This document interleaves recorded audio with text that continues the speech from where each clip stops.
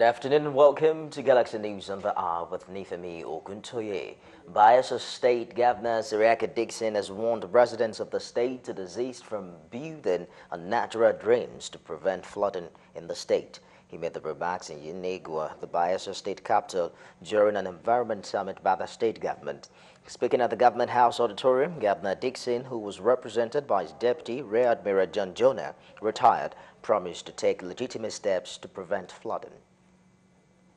Of you that have decided to build on flood plains, natural drains, the government will take legitimate action to see that your action does not cause unnecessary inconvenience to law-abiding Bayelsans. Spot guest speaker at the summit spoke on protecting the environment, while the deputy governor stressed the importance for modular refineries. Most of the fishes we eat sometimes have been infected by the emissions of the IOCs. And when you eat them, and tomorrow a young man having cancer, where did it come from? You hear somebody saying that it is his mother's brother in the village. No mother brother matter here. It is what we take inside of our body. And that is why you see experts say that the expenditure has depreciated a lot. The amount of pollution that we are having by these local illegal refineries that we call them, the issue of modular refinery, at least on the surface and as promised by the federal government, is a relief.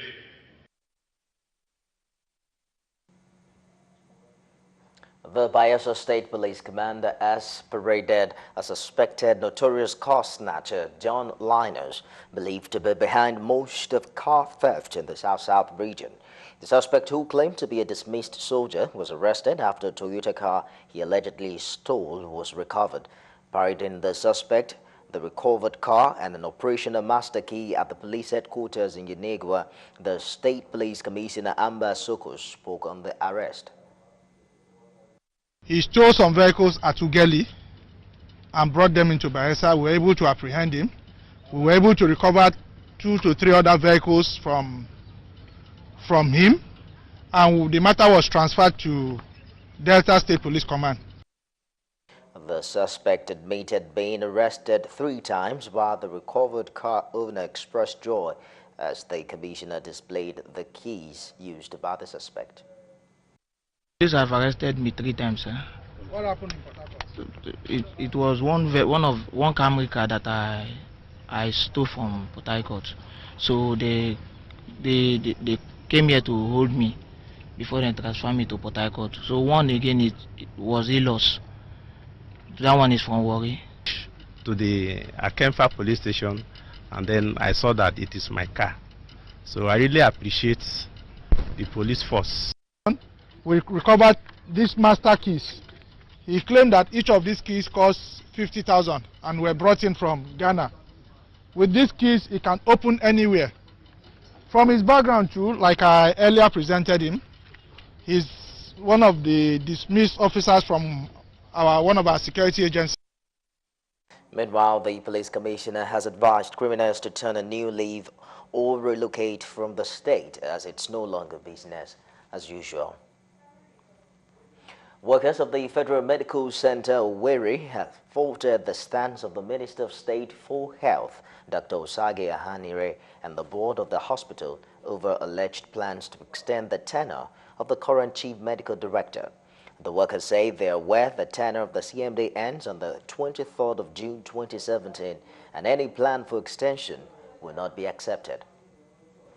To meet with the minister, why the management invited who they said is the leader of Imo Youth and some traditional leaders in the state.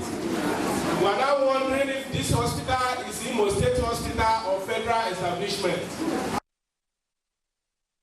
The workers, who insist that the CMD, Angela Wakwem, should abide by the rules and guidelines of the civil service, have threatened to shut down the facilities.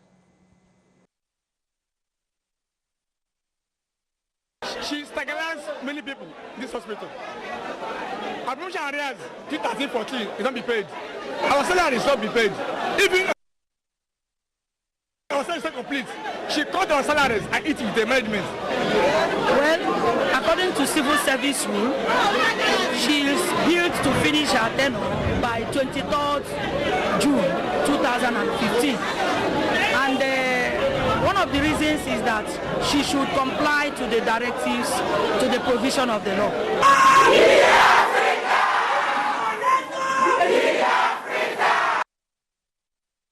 Recall that for over a year now, there has been continued protests by the staff of FMC Owerri against the CMD.